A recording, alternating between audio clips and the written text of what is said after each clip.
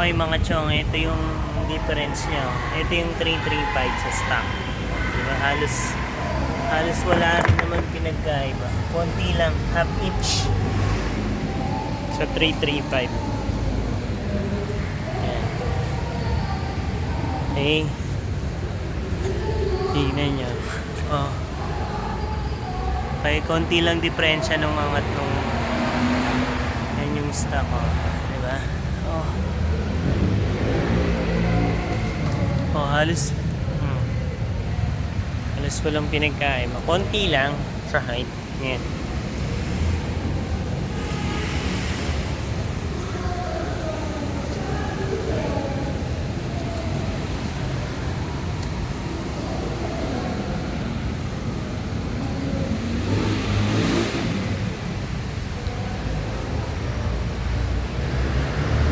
Okay.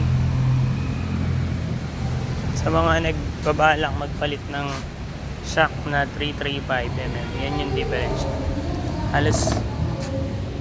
Halos walang pinagkaiba, konti lang, half inch lang tinaas. Yun lang mga chong.